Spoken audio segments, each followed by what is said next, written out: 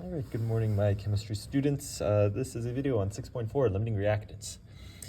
Before we do any calculations, let me just kind of tell you guys what a limiting reactant is, explain it, because what's frustrating oftentimes in this unit and with stoichiometry in general, students have no idea what they're doing, why they're doing the math. And so let's try to conceptually understand what a limiting reactant is.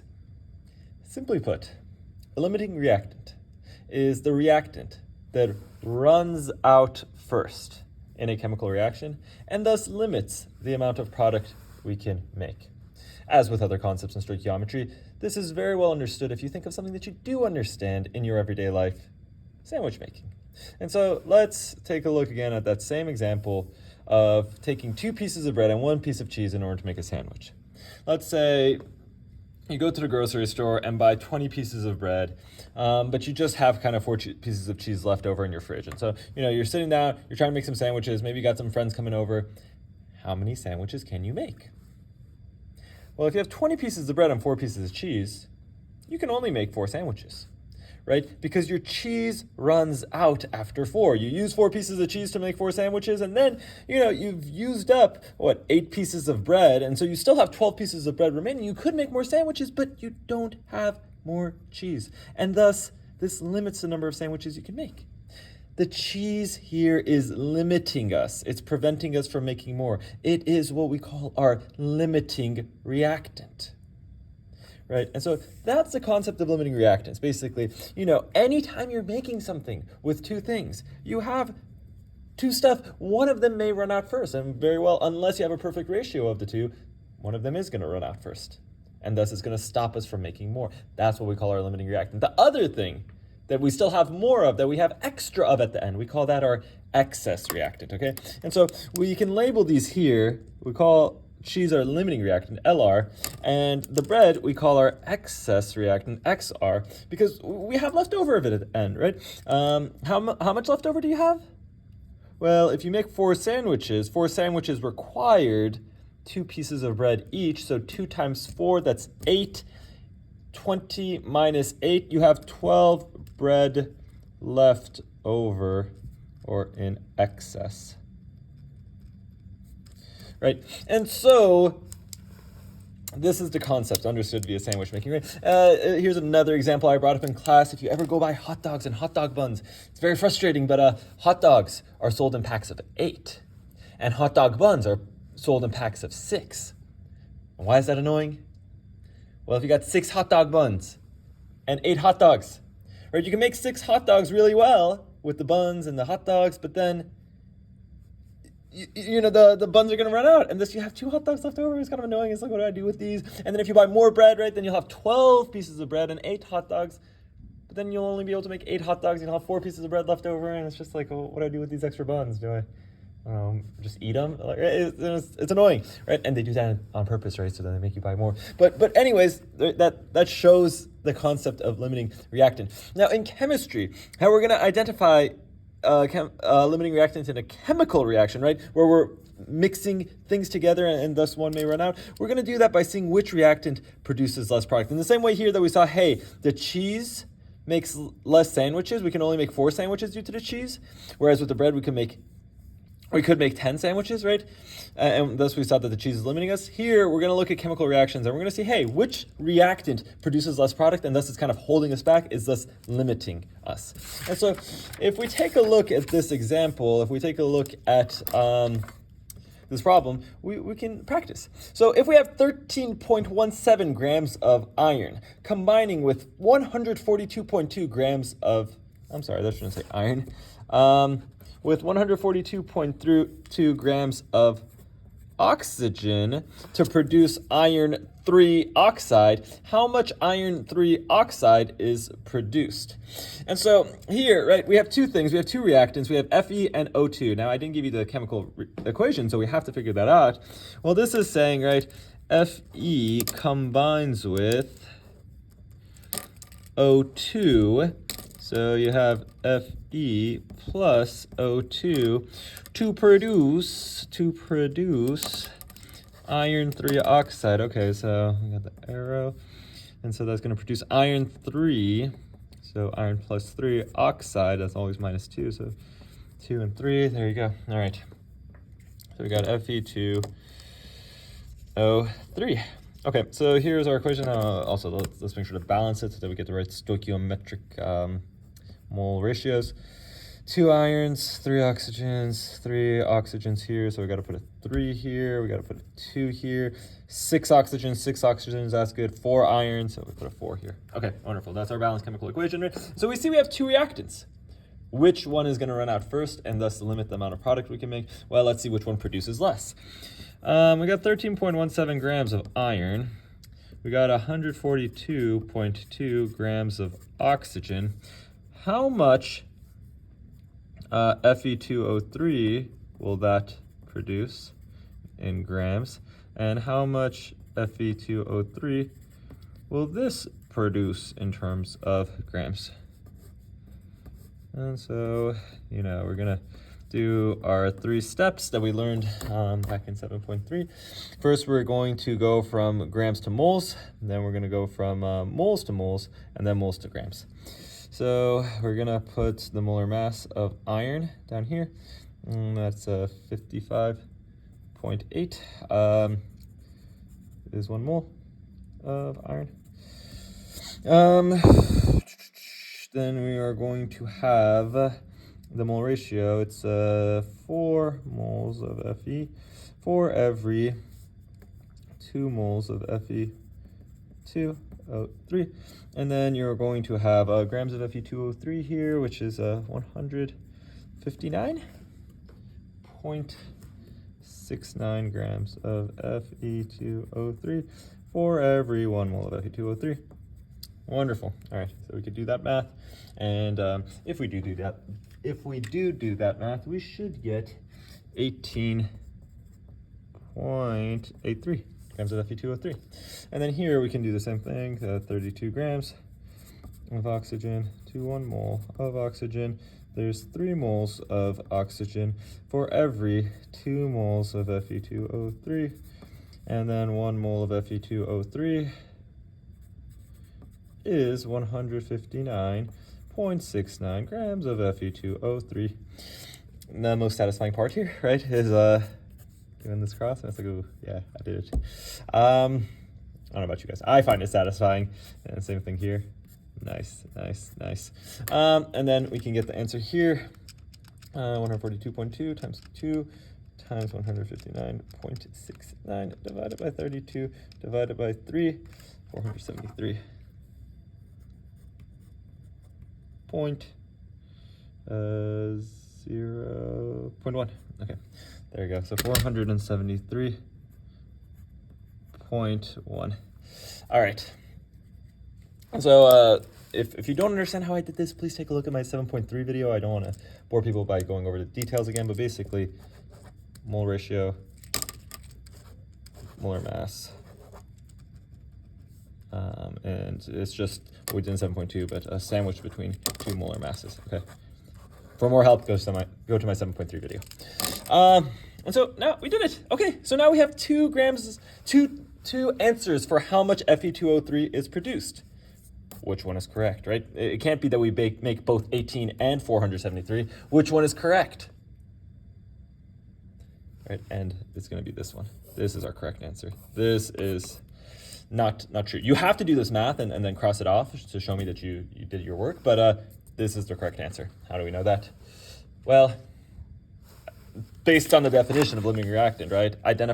We can identify the limiting reactant in a chemical reaction by seeing which reactant produces less product. And so here, right, iron is going to be our limiting reactant, this is going to be our excess reactant, and thus our limiting reactant results in us knowing actually how much Fe2O3 is produced. Let me put it to you another way. Let's say me and a friend are going to go on a hike, and my friend is extremely athletic and wants to go for a 20-mile hike, and I am weak and frail, and thus I can only go for a 2-mile hike. How much, what's the distance we're going to go? What mile hike?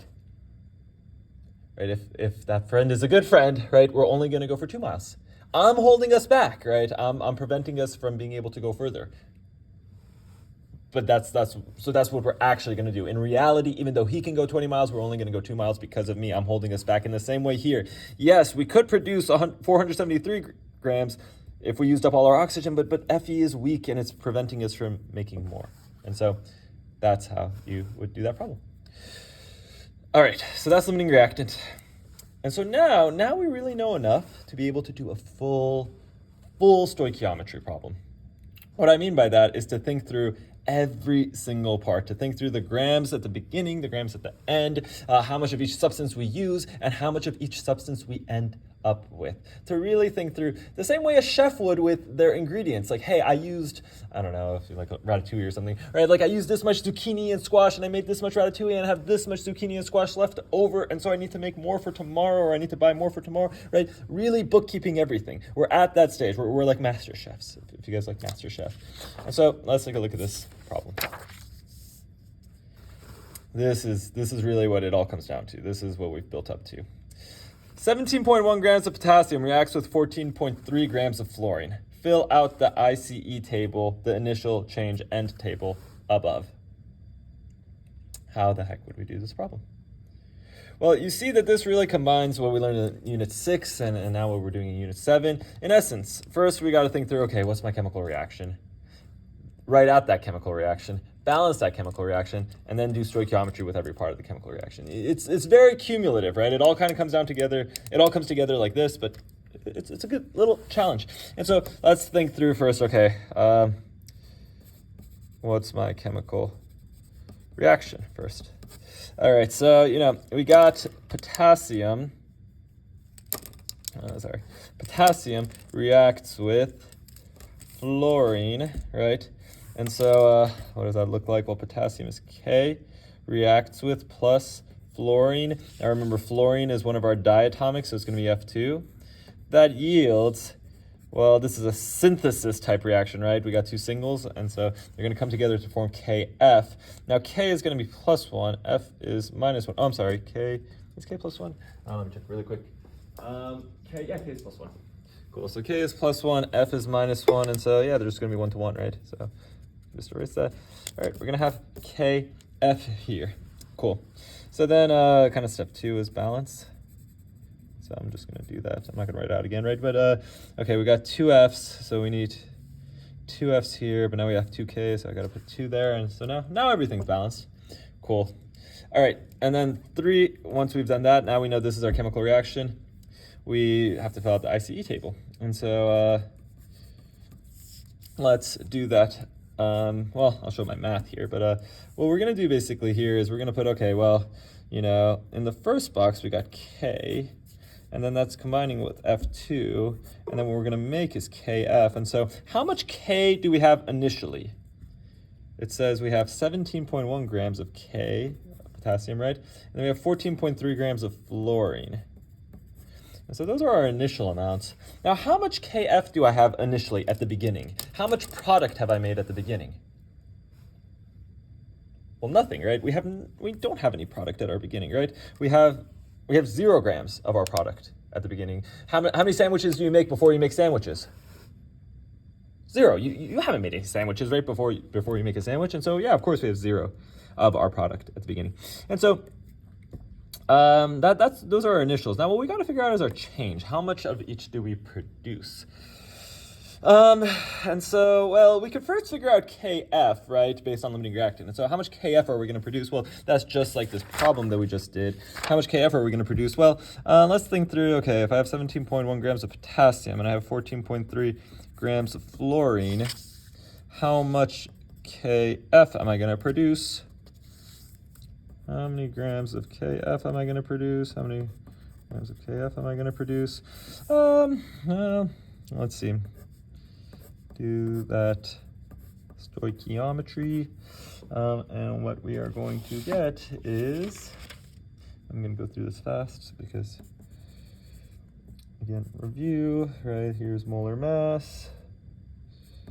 That's K. This is 2 moles of KF for every 2 moles of K, and then 58.1 grams of KF for every 1 mole of KF. And then here we got 1 mole of F2 for every 38.0 grams of F2, 2 moles of Kf for every 1 mole of F2, and then 58.1 grams of Kf again for every 1 mole of Kf. Again, color coding it for you guys. This is our mole ratio, which we got simply by these coefficients, molar masses that we can get off the periodic table. For help with that, see 6.1 video. And so then we just do our math, and we get 25.4 grams of Kf and 43.7 grams of Kf. Wonderful. And so now, which one of these is true? What should I actually put here for my ending result? Well, remember, which one is less? This one, right? This we wish we could do, but we can't. K is holding us back. And so we're going to say, hey, we're going to make 25.4 grams of Kf. And so at the end, 0 plus 25.4, that's going to be 25.4 grams of Kf. Wonderful. And so let's also do note that our K is our Lr, and F2 is our Xr. We're going to have excess of it remaining. And so think through the logical implications of this. If K is our Lr, that means we use all of it. If we use all of it, how much K do we use? We have 17.1 grams of K, right? And so therefore, how much K do we use? We used minus, right? We used up 17.1 grams of K. And so how much do we have at the end? 0, right? You used up all your K, and so there's none of it remaining at the end. Wonderful. F. How much F did we use up? Well, that's actually kind of a hard question. And so we can do it though, right? Basically think through it like this, with our sandwich making. And so kind of an aside, right? If we use 4 cheese, how much bread did we use? Well, if I use 4 cheese, then how much bread did I use? Well, for every, 1 piece of cheese, 2 pieces of bread are used, right, to make a sandwich. And so 4 cheese with 2 pieces of bread, we're going to use 8 pieces of bread, right? So you could use stoichiometry to be like, okay, well, if I use up this much, how much of this am I going to use, right? We can do that. You're working with proportions. And so same thing here, right? What I can think through is, okay, well, I'm going to use up 17.1 grams of K, right?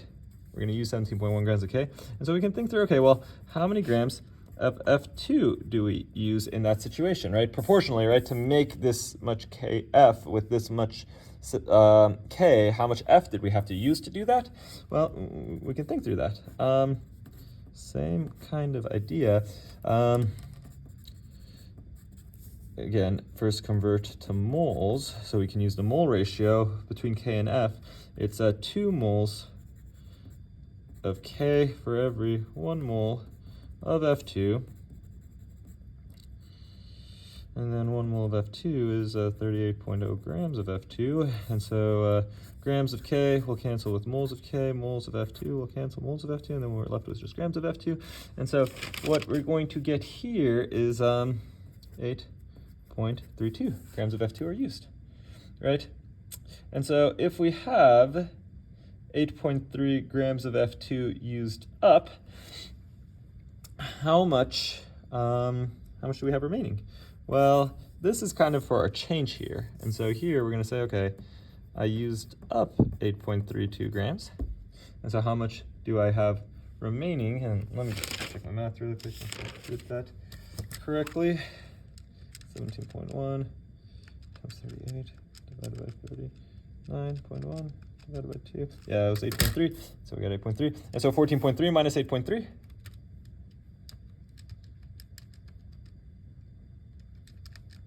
Is 5.98. And so there you have it. How much fluorine do I have left over? About 5.98, because I used up 8.32. Now, and so there you go. That's your initial change end table. Do you see? We just basically did everything for this stoichiometric problem, for this chemical reaction. We were able to say, hey, if I take these two things, I'm going to be able to make this, I'm going to be able to make this much of this, and I'm going to use up this much of these two in order to do that. And so really this is chemistry all coming together. Everything that we've learned really comes down to this. And it's nice because it built up to this, right? Remember when we were learning about electrons and valence shells and, you know, bonding and we were learning about, and then we learned about moles and grams and molar mass and all those things. And now, look, it's all coming together. I know it's all difficult, but this is really what chemists do. They mix stuff in order to make stuff. And so we had to learn all those small little things in order to be able to really be, at this point, someone who actually has somewhat of a feel for chemistry and can say, okay, yeah, like this is what's happening in chemistry, this is what chemists do. I can think like a chemist. And so that's wonderful. Hopefully that's satisfying for you at some level. Though frustrating, I'm sure, also because it's all kind of building together, but also very satisfying. We see why we learned everything that we did. And also, hopefully, along the way, we made great friends by teaching them how many molecules of water are in their containers and teaching them fireworks. But last thing I want to leave you guys with is, do you guys see the law of conservation of mass at work here as well? Right? Do you see that we made 25.4 grams of KF by using 17.1 plus 8.32 grams of our reactant? And look, if you add that together in your calculator, 17.1 plus 8.32, you'll see, oh, look, that's 25.4. We used 25.4 grams of reactant to make 25.4 grams of product. The law of conservation of mass, it's here too. And so, everything's coming together. Everything is being put together at this point. And so that actually also helps us out because you can double check your math that way as well.